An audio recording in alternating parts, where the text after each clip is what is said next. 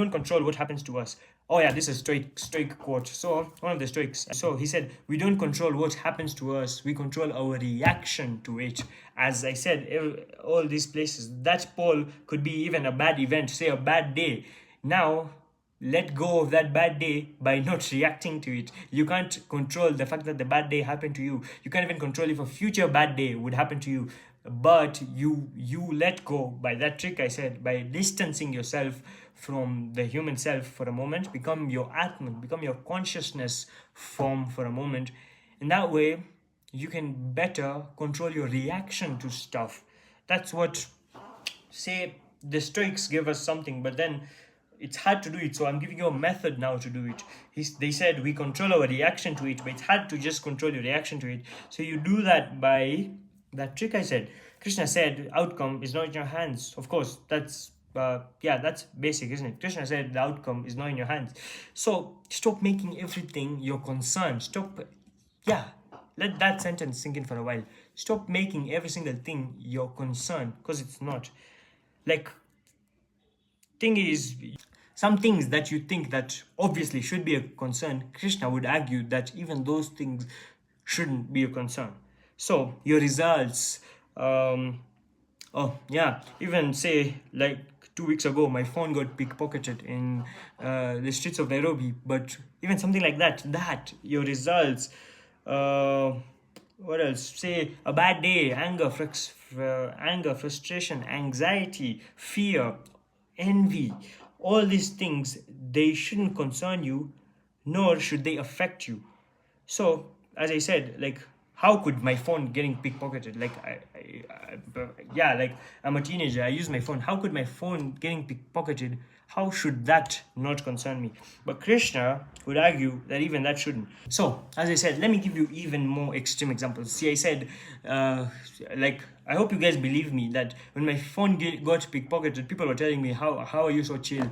How does it not affect you? But I'm like, my mental health matters more than an old iPhone X. What was the iPhone X worth anyway? So, yeah, like, it shouldn't concern you. Like, people assume that it should be my concern, and everyone would. But then, yeah, I told them my philosophy, and they were also like inspired by it. Even something like, how can your phone getting stolen not concern you, or how is it not supposed to concern you?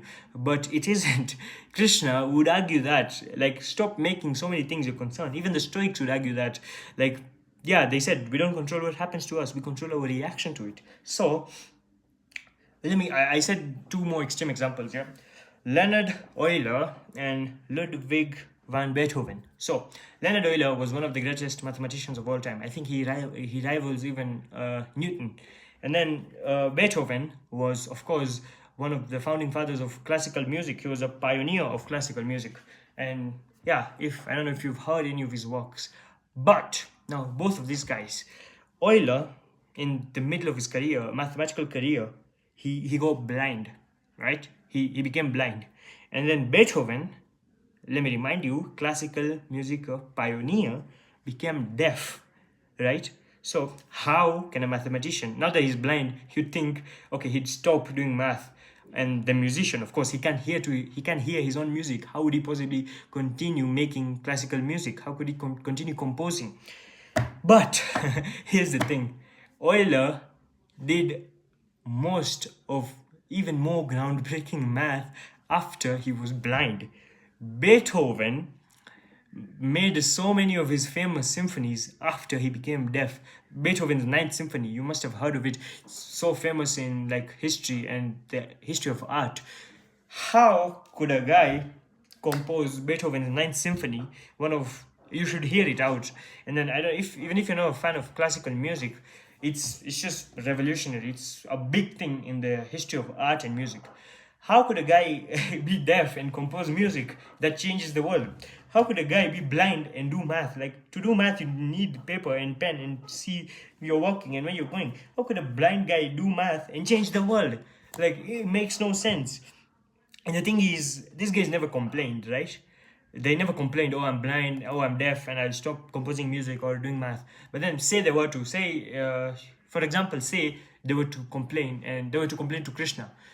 Krishna would argue even to them that the fact that they got blind and deaf, even that shouldn't be their concern. Like, and yeah, I know that's unbelievable. And take that sentence in for a moment again. How can you tell someone who got blind that their blindness shouldn't be their concern? That makes no sense. But in this philosophy, it does. Like, they never complained, but say they were to. Krishna would tell them, your blindness and your deafness is still not your concern. Like, can you imagine that? Unbelievable. But again, they actually never made it their concern. They kept going. Beethoven made Beethoven's Ninth Symphony and more music. I haven't researched. Euler did more math and more revolutionary math after he got blind. How does that work? Because they never made their blindness or deafness their concern. Like, can you imagine that? So now you feel me, like my phone getting pickpocketed. That's a small thing. Shouldn't even have given it a minute of my thought. It's not my concern.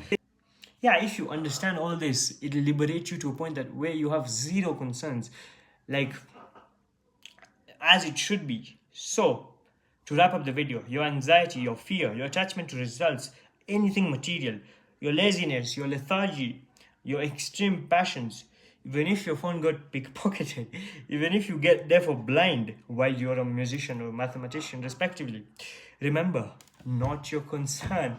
It was never supposed to be a concern, and don't make it one. Like, let go of them.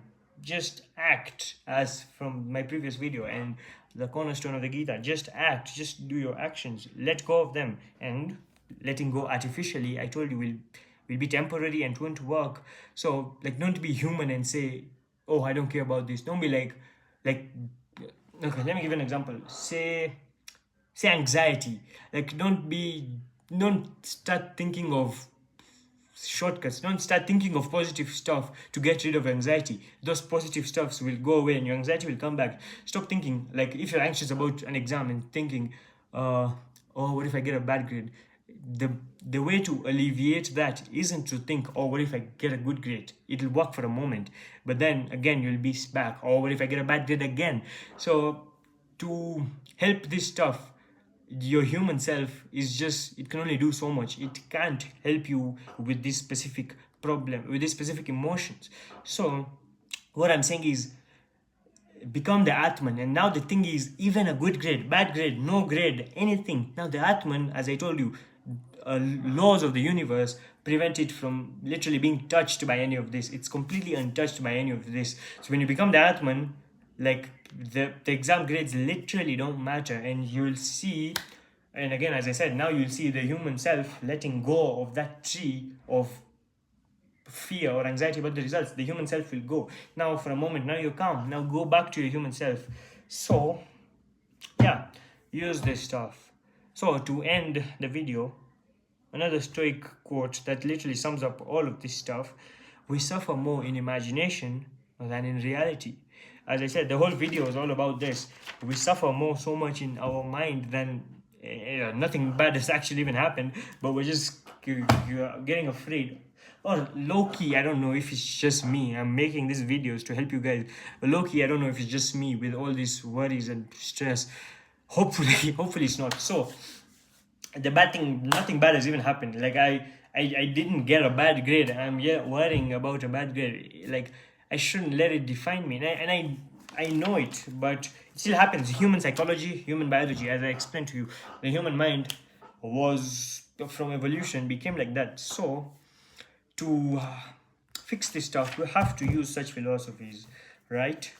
So we suffer more in imagination than in reality. Stop suffering in imagination by becoming your Atman once in a while, peeking within yourself, looking within yourself deeper, and you'll see absoluteness, you'll see beauty, you'll see transcendental stuff within you. The Atman is transcendental. It transcends our three dimensions of this universe, because it had no beginning and never an end. So yeah, within you see something absolute. All of us, we live in okay, so see Einstein's relativity, it said everything is relative, right? Like, he was chasing for something absolute. Even quantum mechanics throwed in all these probabilistic worlds. he wasn't getting absoluteness. That's why Einstein was pissed at quantum mechanics, actually. To get absoluteness, if you want absoluteness, you look within yourself. Because outside here, everything is relative according to the laws of physics. Everything is probabilistic according to the laws of quantum mechanics. So, absoluteness is only, okay, maybe not only, and again, this is not back to my science, but absoluteness might only be inside your quantum of consciousness, which we still don't understand, perhaps because it's of a higher dimension.